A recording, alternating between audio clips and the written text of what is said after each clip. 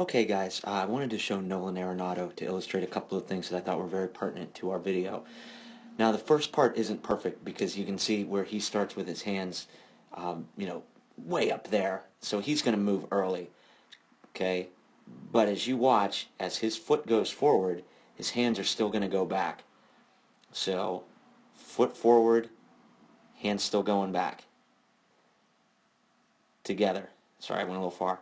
Together. Together.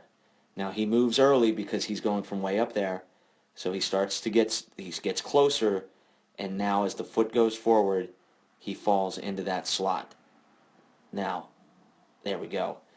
Look at how his top hand is a fist away from his back shoulder. See how there's almost no room, right? This is so important. And then what he's able to do, and I talk to a lot of guys, is he's going to get movement there without movement there. The frame rate on this stinks, but you can see how he turns and watch the back elbow drop.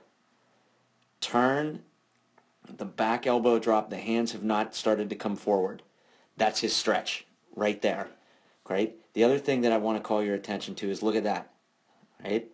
You can see how his turn is to the ball. To the ball. I talk to a lot of guys that have weight flopping on their front side, or their front side starts turning out. And you can really see how he does not get that flop forward. He hits and rotates. Watch his belt buckle right there. See how his foot's going to hit and rotate. Hit and rotate. That's the stretch. That's the stretch. Look at how he's gotten that turn, and his hands are still back there.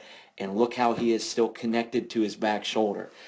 Now look, as I go through, that distance doesn't change, right? And we saw a lot of gap in between a lot of guys on ours. I'll zoom in, and you can see how he stays connected. He creates no space, and not only that, look at how, as his back elbow leads, look at how his hands fall in.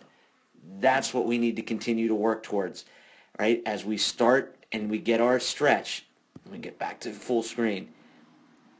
Stretch there. And as we're getting that stretch, so as this is, you can see his belt buckle turn, you can see this back half drive, right? And you can see this back elbow start to drop while the hands stay up. And as that back elbow works independent of the hands, the reason that I'm being such a pain in the butt on this is when we do that, we can have our hands slide. When we get this, we're able to stay connected. You can see how he creates no distance, and his hands actually get, look how close they are to his back shoulder right there. Okay? That's what we're all striving to get to, and we've made tremendous progress getting there. But as I was an unbearable stickler for trying to point out space or even the slightest movement that we had off there, this is what we are striving for, in that we can get late load. You can see how late that load is. How when we land on our front side, we haven't had that weight start to come forward. As soon as we hit, we turn, right? And we can't see his back foot real well, but I've talked to a lot of guys about, as soon as that heel hits, that heel comes up. It's instantaneous. Boom, boom. Boom, boom. Boom, boom. And as he's doing that, look at the back elbow drop. Now watch as the back elbow drops. Look how tight the hands are to the shoulder. That's what we want to get to. And look how his direction is going out to the ball. And because he does that, right, then from impact to extension, you can see how he gets length. Now he exaggerates keeping his head down, but for some reason we have so many guys that I'm not quite sure what it is, as I think it's because we just get a little bit of leak with our arm. We have a lot of guys whose heads are going back from impact to extension, and you can see as Arenado is able to turn first to the ball, his chin drops from impact to extension. His chin drops from impact to extension. His chin drops from impact to extension. Everything that he has is going out to the ball. Nothing is going up and back. But there's the stretch. There's the stretch. There's the stretch. What comes first? Late load.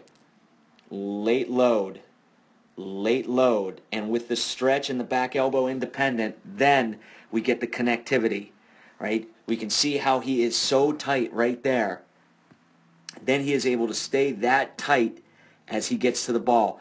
Just watch the flight path. I talked to a lot of guys, and I said your hands will come here and then out. We can see Arenado's hands come straight out. Turn, look at the stretch, look at the delay, and now look at the straight line they take to the ball.